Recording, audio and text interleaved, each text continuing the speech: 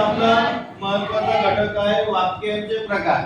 बघा, वाक्प्रचार नाही, वाक्प्रचार वेगळा असतो आणि वाक्यांचे प्रकार वेगळे असतात. ठीक आहे.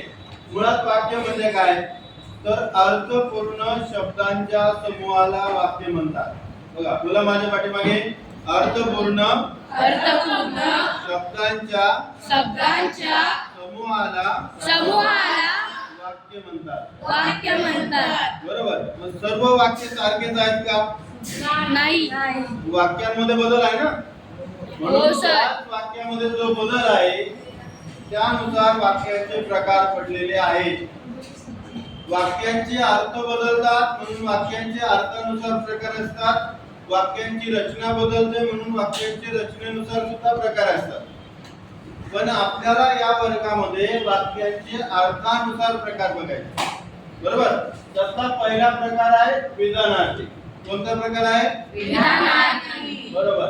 विधानार्थी वाक्य कसं ओळखायचं, तर केवळ एक विधान केलेले असते. विधान म्हणजे इंग्रजीमध्ये शब्द आहे स्टेटमेंट. काहीतरी विधान केलेलं असतं, माहिती दिलेली असते. माहिती म्हणजे इन्फॉर्मेशन. बरोबर. याच्या शेवटी तुम्हाला नेहमी हा पूर्ण विराम दिसतो, लक्षात ठेवा. अजून एक त्याची ओळख तुम्हाला सांगतो. फक्त पूर्ण विराम आहे म्हणून विधानार्थी आहे असं नाही. वाक्यामध्ये काय पाहिजे, कुठलंतरी विधान पाहिजे आणि शेवटी पूर्ण विराम पाहिजे. बघा, उदाहरणार्थ काय, मी शाळेत मराठी वाचतो किंवा बोलतो. आता काय विधान केलंय ना, किंवा माझे घर दवाखान्याजवळ आहे. बरोबर. मी मुंबईत राहतो. बरोबर आहे की नाही. आता दुसरं उदाहरण तुम्हाला लिहायचंय थोड्या वेळाने. आता दुसरा प्रकार कोणता आहे? आज्ञार्थी. आज्ञार्थी मध्ये काय असतं, आज्ञा, प्रार्थना किंवा आदेश. बोला, काय असतं?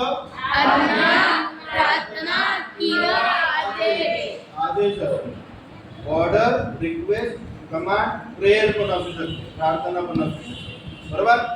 युसुफ, लक्षात आलं तुझ्या? उदाहरणार्थ काय, बघा, मुलांनो